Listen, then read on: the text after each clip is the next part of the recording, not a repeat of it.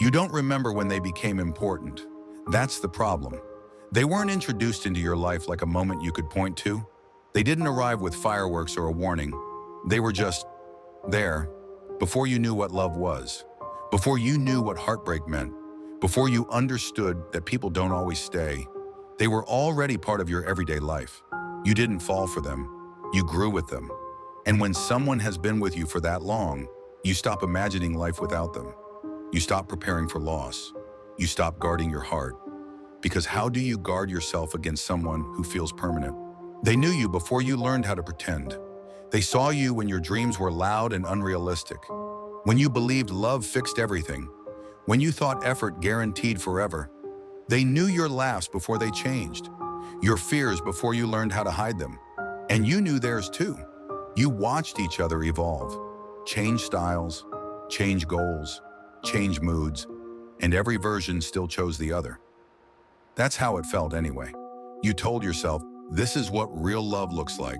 Not perfect, just present. There is a dangerous comfort in thinking someone will never leave. You say things carelessly, you forgive lazily, you postpone difficult conversations.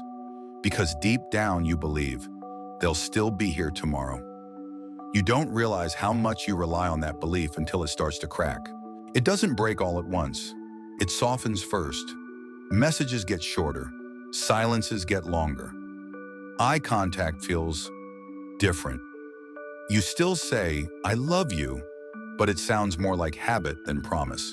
And you start missing them even when they're sitting right next to you. That's when fear enters quietly. You try everything. You become more patient, more understanding, more careful with your words. You give more, hoping it will remind them of what you are.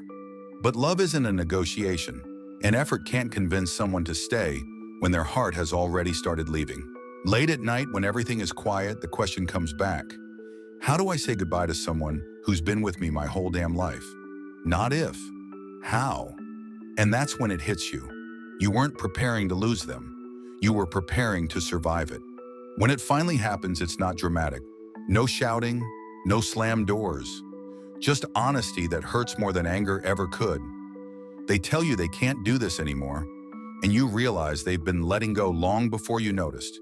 You don't beg, because part of you understands. The world keeps moving, and that feels cruel. You miss them in ordinary moments, because they were never just part of the special ones. You learn that goodbye isn't a moment, it's a process. Here's the truth. You don't really say goodbye to someone who's been with you your whole life. You carry them, in the way you love, in the way you hesitate, in the way you remember.